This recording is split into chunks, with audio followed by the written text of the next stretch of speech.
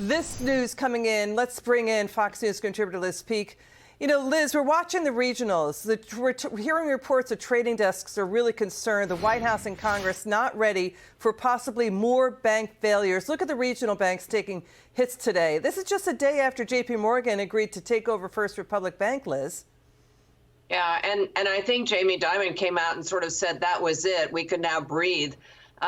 You know, Liz, the problem is we had Charlie Munger at Berkshire Hathaway, another guru of Omaha, talking about commercial real estate, and that kind of got all the analysts on the street looking at what the commercial real estate exposure was for a lot of smaller and regional banks. Guess what? There is some, so that was a problem.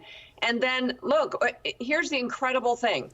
We have never, ever had a financial shock such as bank failures, the second, third, and fourth largest bank failures in our history, and had the Fed continue to hike rates. So why are banks failing, Liz? Because of the Fed rate hikes. What is the Fed poised to do tomorrow? Hike rates again. It is almost unimaginable to me. So, yes, we have a problem. All these banks have a lot of underwater assets, and that's the problem here. So what Liz just said, let's bring in Congressman Beth Van Duyne from House Ways and Means. Congressman, is Congress ready? Because markets are now taking out the weakest links. Regionals continue to underperform the broader stock market by their biggest margin error ever. They're doing much worse than how they performed during the 2008 financial crisis. The Biden White House tries to claim First Republic, Silicon Valley, Signature Bank, just outliers. But Congressman, markets are warning what Liz just said, a possible 10th straight rate hike tomorrow from the Fed to stop inflation under this White House will slam the regionals. The bank sources are talking to Evening Edit. There are no more white knights left to take over the next bank failure. The banks are already stretched thin. The banks are definitely stretched thin. The banks that made their business model with 0% interest are the problems. I mean, they did not self-correct when they should have.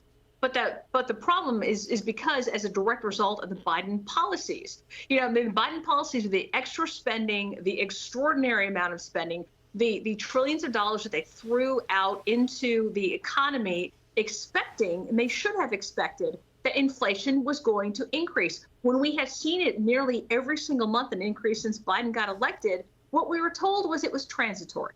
Okay, it's been 2 years. It's not transitory. The Biden administration is as trustworthy as gas station sushi. The fact is that they've been lying to us. Republicans have been warning them now for years. Stop with this spending. Stop throwing money out. Get people back to work. They've ignored it, and what you're seeing is the banks that are going out of business. They're going to continue to go out of business. And you're right.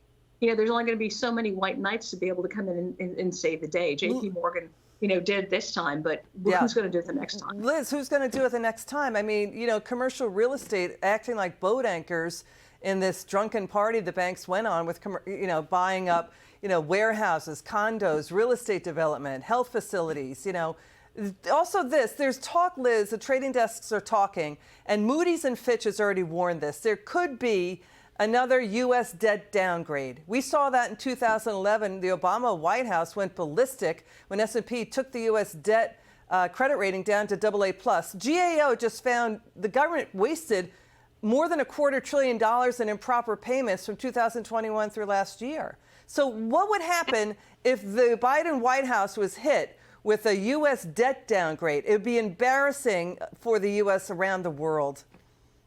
Well, I think it's more than embarrassing. First of all, Liz, what would happen? They'd blame it on Donald Trump. I don't know how, but that's what their first response would be.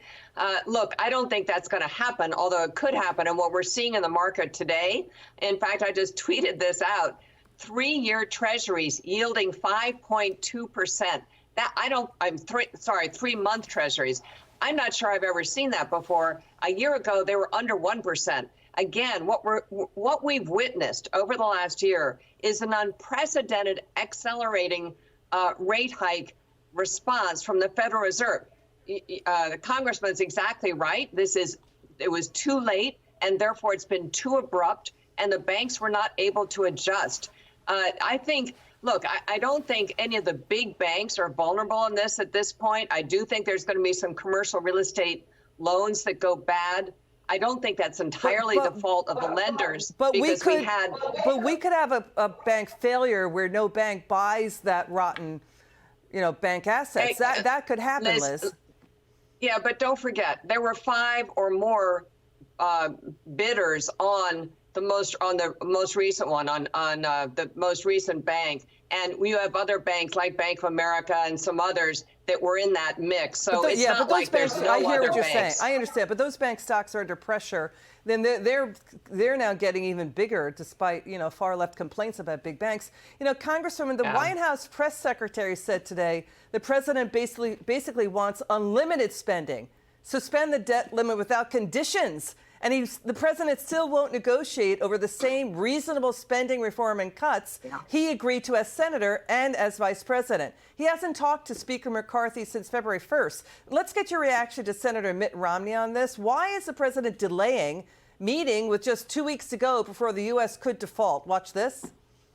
We've known this was coming for a long time, and the White House keeps saying, we won't negotiate. I'm frankly a little appalled that the leadership in the White House has not taken this seriously enough to sit down and negotiate in good faith and get something done on a timely basis. We're in May now, all right?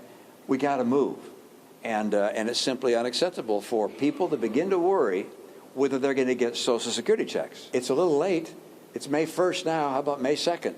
How about May 3rd? How about May 4th? Let's get together and get this done. It should not hang over the American family like it is. That's right. And you know who gets hurt in a bank crisis and in a U.S. debt downgrade crisis?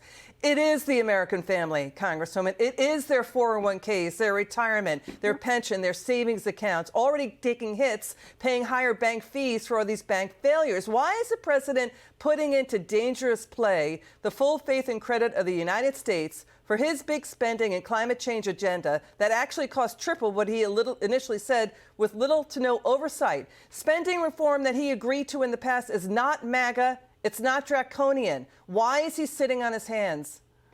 Because he knows he's got very, very bad approval ratings, and he's doing everything he can to try to buy votes. This is all about appeasing the far left, thinking that that's going to get him back into the White House for another 4 years. But the fact is, it's not just, as you said, working families. It's also all these small businesses. It's not just the small community banks that are going out of business, but it's all of these small companies, these small, startup mom and pop working family businesses that are going out of business because of the raging inflation, because of the horrible supply chain crisis that we've got, and the fact that we've been paying people more to stay home than to go to work. And that's rate hikes. And all of these policies. And rate hikes going up. Correct. Congresswoman Van Duyn, Liz Peek, thanks for joining us. Liz, we'll see you later in the show.